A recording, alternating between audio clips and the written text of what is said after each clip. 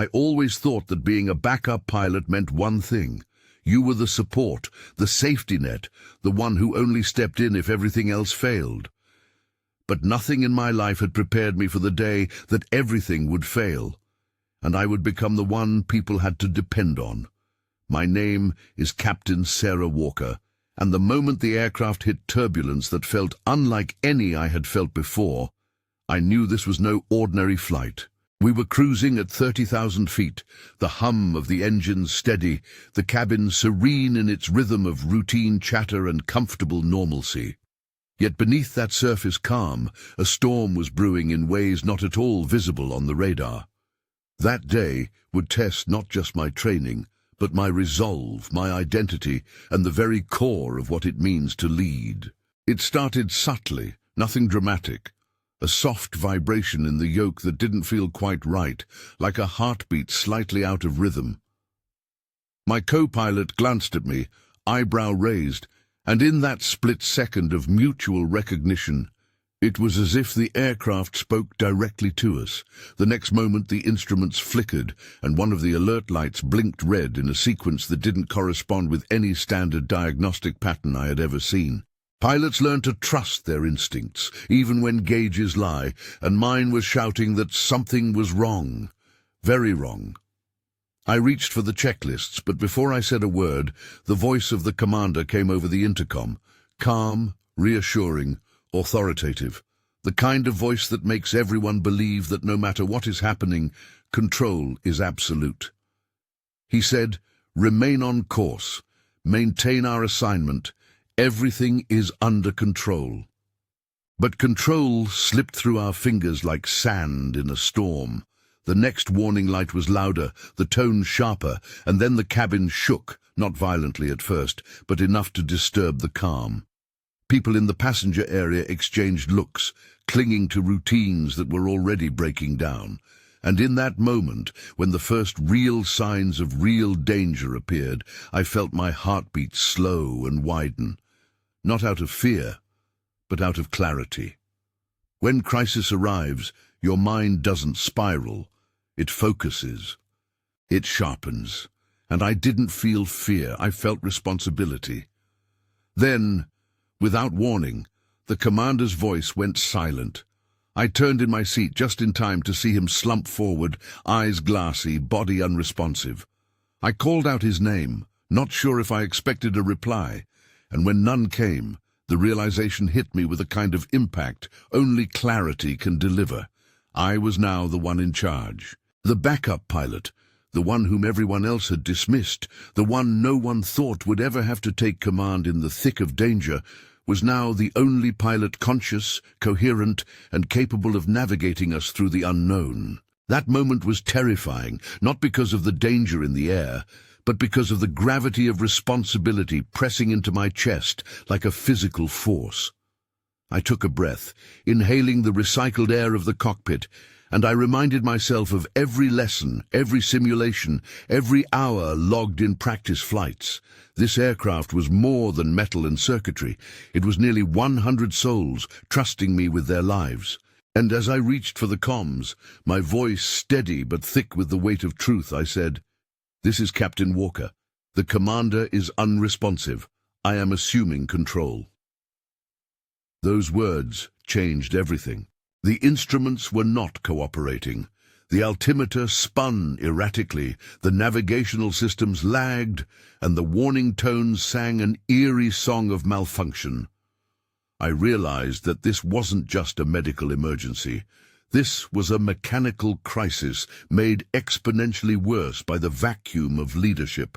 And so, without waiting for permission, I took control, guiding the plane manually, arms tight on the yoke, eyes locked forward, instincts engaged. Behind me, whispers began, not of panic, but of disbelief.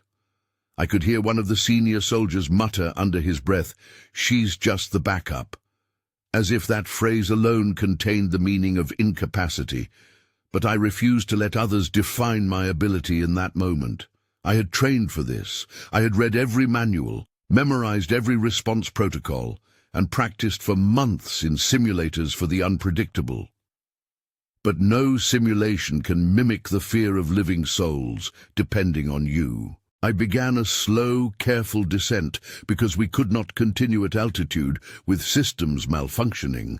Every adjustment of the throttle, every turn of the yoke was a decision measured in fractions of degrees and outcomes I could not fully predict. The tension in the cockpit was thick, not heavy, but charged like a held breath. My co-pilot, still conscious but shaken, assisted where he could, and behind us the cabin was silent.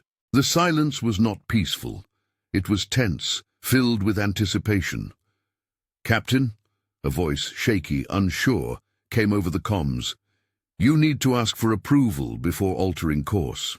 I didn't even glance back. The message didn't matter. Lives depended on action, not bureaucracy at that moment, and so I responded with clarity, "Request acknowledged, but we are descending. I'll communicate further when stable." I executed the descent, carefully steering toward an open field I spotted below.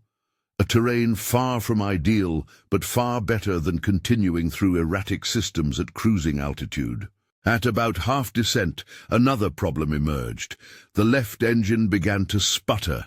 Warning lights danced in unison, illuminating the cockpit in flashes of red, throwing shadows across my focused face with every shudder. I could feel heat from the console on my palms, and I swallowed hard, not out of fear, but out of recognition that moments like this demand your entire being concentrated in the task at hand. And then, at what felt like the middle point between sky and earth, I made the choice that defined the rest of that flight. I decided to trust the machine I knew, rather than plead for systems that were failing. I turned off autopilot completely. Systems were erratic, computers were malfunctioning. The only reliable interface left was human judgment, mine. That decision, controversial as it might have been, was the pivot between waiting to crash and flying to survive. I spoke calmly, yet firmly. "Brace positions, impact imminent." Not a word too soon, not a word too late. Procedures dictated such announcements, not empathy or panic, but clarity, clear commands that people can follow instinctively. And then the descent shifted from careful to controlled, something every pilot trains for, but rarely executes in real life. The ground rushed toward us, the engines screeching like wounded beasts below, and the field extended like a narrow ribbon between obstacles. I guided us down, calculating every shift of wind and weight, every second a dance with gravity and life. Then, with a jolt that rattled every bone in my body and a vibration that screamed of contact, the wheels touched the earth. Dust and debris erupted outward, and for a moment time felt like slow motion. I shouted, not because noise would change fate, but because command needs to be heard, understood, and acted upon. "Everyone, brace! Head down! Now!" And like a well-rehearsed symphony, the cabin responded. People secured themselves, bracing for impact, as rehearsed 1,000 times in the simulator, and each second felt like a lifetime compressed into a heartbeat. We skidded across the field, metal scraping, engines groaning, and then quiet. That kind of quiet isn't peace, it's survival. That's the kind of silence that tells your body it wasn't over, that you lived through the scream of impact and walked away on the other side of what could have been disaster. I rose from the cockpit, legs heavy but stable, and walked past the trail of shaken faces, not frightened, just aware. There is a difference. Fear paralyzes. Awareness engages. Behind me, someone said faintly, "Captain, you saved us." I stared into the horizon, heart pounding but controlled, and responded with a simple truth. We saved ourselves. That moment wasn't about ego or validation. It was about the realization that leadership isn't a title bestowed by others. Leadership is taken by those who step forward when everything else falls backward.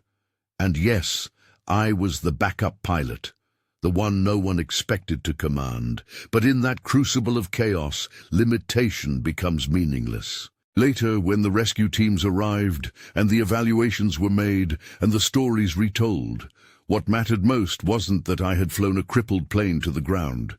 What mattered was that in the face of disbelief and underestimation, I chose action, focus, and reason over fear and doubt. So if you've ever been told you're just the backup, or not ready, or not the one who should lead, remember this: titles are given, but skill is proven. Fear is expected, but courage is chosen.